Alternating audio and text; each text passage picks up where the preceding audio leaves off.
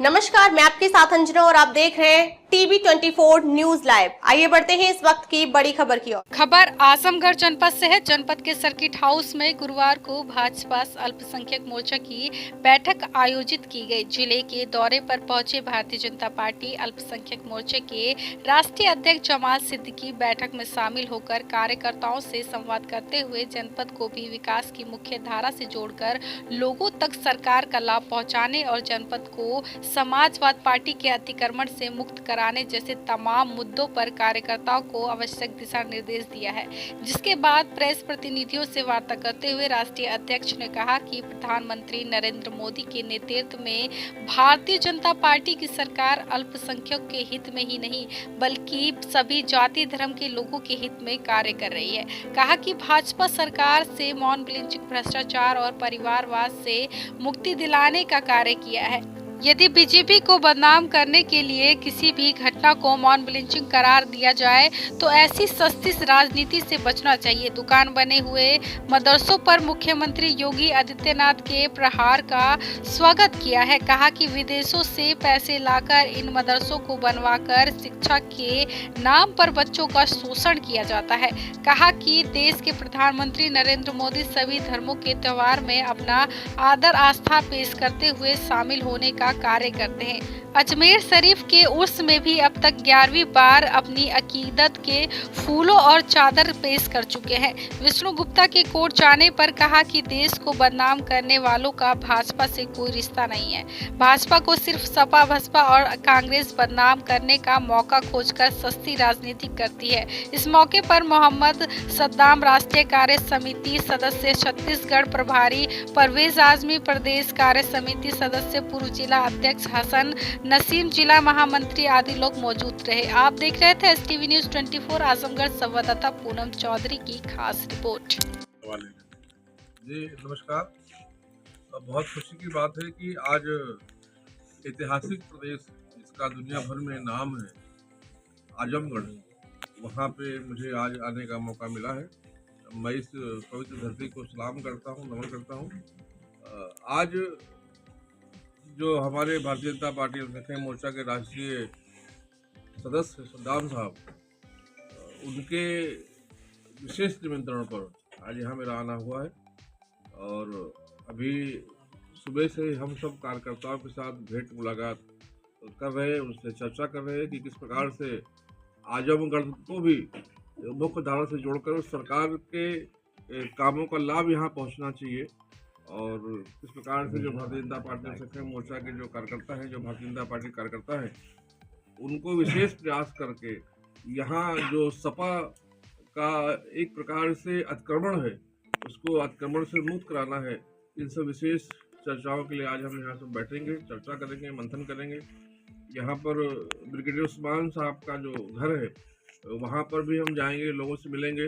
Brigadier Usman साहब जिनका बहुत बड़ा नाम है, बहुत बड़ी कुर्बानी है इस मुल्क के लिए, उनके जो जन्म स्थान है वहाँ पर भेंट देकर किस प्रकार से उनके कामों को, उनके बलिदान को पूरी दुनिया में पहुँचाया जाए, उस पर भी हम चर्चा करेंगे।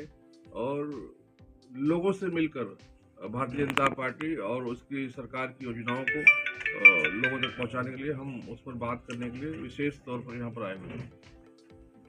ठीक है सर, सर आप आजमगढ़ में आए हैं, अल्पसंख्यक मोर्चे के राष्ट्रीय अध्यक्ष हैं आप भारतीय जनता पार्टी के, तो अल्पसंख्यक मोर्चा का क्या पैगाम है हिंदुस्तान के जो अल्पसंख्यक समुदाय?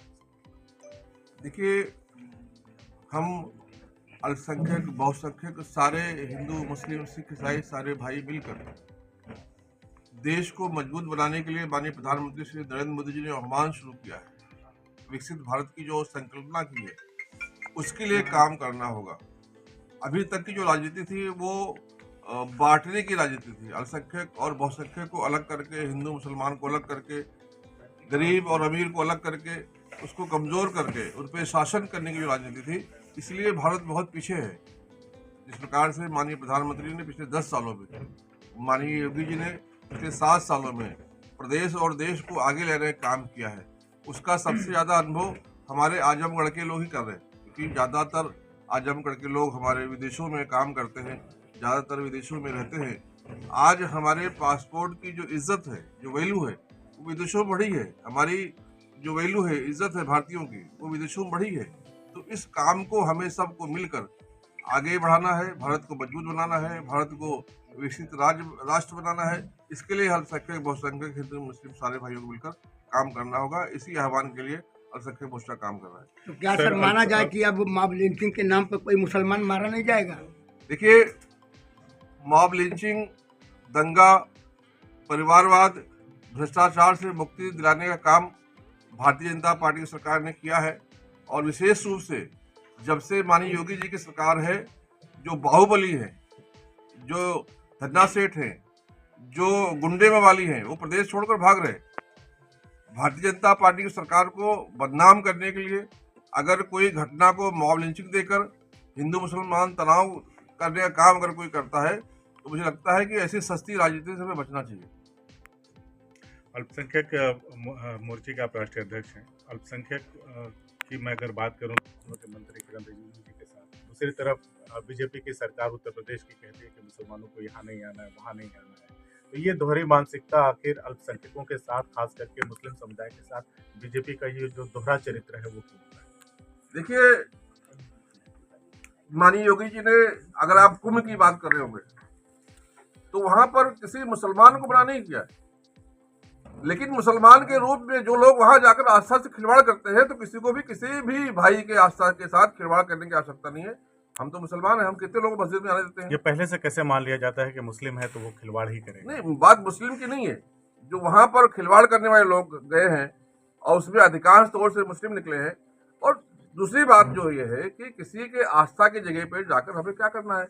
हम ईद के नमाज के दिन ईदगाह में कितने हिंदू भाइयों को बुलाते हैं? हमें अपने भी गिरबान में झांकना चाहिए। हमें सिर्फ अजमेर जो भी जाते हैं, चाहे दूसरे समुदाय के कितने भी लोग हों, किसी भी कम्युनिटी के, उन्हें रोका तो नहीं जाता? नहीं, वहां पर देखिए, या किसी भी मुस्लिम धार्मिक स्थल कुंभ का मेला है, मुस्लिम धार्मिक स्थल पे कभी रोका नहीं गया। नमाज अदा करने का जो मामला है वो बिल्कुल अलग है। तो वो कुंभ का मामला भी जैसे नमाज का मामला हमारा अलग है, वो उनके धार्मिक स्थानों का, अनुष्ठानों का मामला अलग है। हमें एक दूसरे के धर्म के इज्जत करनी चाहिए, उनके अनुष्ठान को सम्मान करना चाहिए और ऐसे जगहों पर जान के बचना चाहिए जहां पर किसी के धर्म के आस्था को ठेस पहुंचे। मुसलमान संगम में जाकर नहाकर क्या वो अपने जो इस्लाम का पालन करेगा? इस्लाम में कहा गया है कि आप जाकर संगम में डुबकी लगाएं। अगर कहा गया है तो चले, मैं उनको लेके जाता हूँ। जिन जिन मुसलमानों को संगम में डुबकी लगाना है, हमारे हिंदू भाइयों के आस्था के साथ जाना है, मैं उनको अनुमति के साथ लेकर जाऊंगा, सम्मान पूर्वक डुबकी लगवाऊंगा और वो जो भी अनुष्ठान वहां करना चाहते हैं, मैं उनको सम्मान पूर्वक करवाने की गारंटी देता हूं। कृपा करके किसी को भ्रमित करके किसी के धर्म के, किसी की आस्था को बदनाम करने का काम न किया जाए। खबरों में अब तक के लिए बस इतना ही। फिर मिलते हैं एक ऐसे ही बड़ी खबर के साथ। तब तक के लिए नमस्कार और देखते रहिए टीवी 24 न्यूज लाइव। अगर आपको वीडियो पसंद आया हो तो लाइक करें व शेयर करें। ऐसे लेटेस्ट अपडेट पाने के लिए बेल आइकन प्रेस करना ना भूलें। अगर आप हमें फेसबुक या फिर इंस्टा के माध्यम से देख रहे हैं तो हमारे पेज को फॉलो जरूर करें। धन्यवाद।